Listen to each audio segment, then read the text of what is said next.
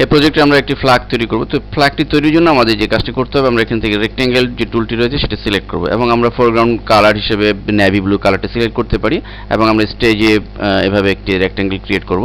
দেন আমরা এটিকে ফ্ল্যাগে রূপ দেওয়ার জন্য আমরা চলে যাব ফিল্টার মেনুতে এবং সেখানে আমরা ডিস্টর্ট নামে যে অপশনটি রয়েছে তার আন্ডারে আমরা টুইস্ট সিলেক্ট করব এবং টুইস্ট থেকে আমরা এখানে 45 ডিগ্রি দিয়ে দেব। দেন ওকে বাটন ক্লিক, ফলে এটি ফ্ল্যাগের অনুরূপ হয়ে যাবে। এরপর আমরা ফ্ল্যাগের যে স্ট্যান্ড থাকে সেটি তৈরির জন্য আমরা এখান থেকে লাইন টুলটি সিলেক্ট করব এবং লাইন টুলটি সিলেক্ট করে আমরা ঠিক এভাবে একটি লাইন ক্রিয়েট করব। শিফট চেপে নিতে পারি আমরা। দেন আমরা এই লাইনের কালারটিকে চেঞ্জ করার জন্য আমরা স্টক যেটি রয়েছে ফোরগ্রাউন্ডে রয়েছে স্টকটিকে ক্লিক করে আমরা এটিকে হাইলাইট করব। এরপর আমরা এটির কালার চেঞ্জ করে নেভি ব্লু কালারটি দিয়ে দিব।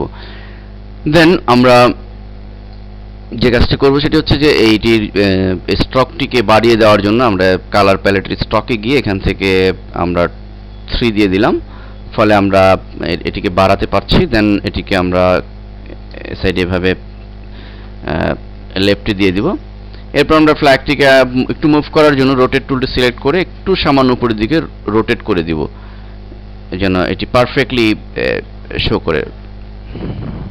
এরপর আমরা ফ্ল্যাগের উপরে যে একটি সার্কেল রয়েছে ঠিক এটি করার জন্য আমরা রেক্ট্যাঙ্গেল টুলটি সিলেক্ট করে এখান থেকে যে ইলিপস টুলটি রয়েছে সেটি আমরা ক্লিক করে শিফট চেপে ছোট্ট একটি সার্কেল ক্রিয়েট করব।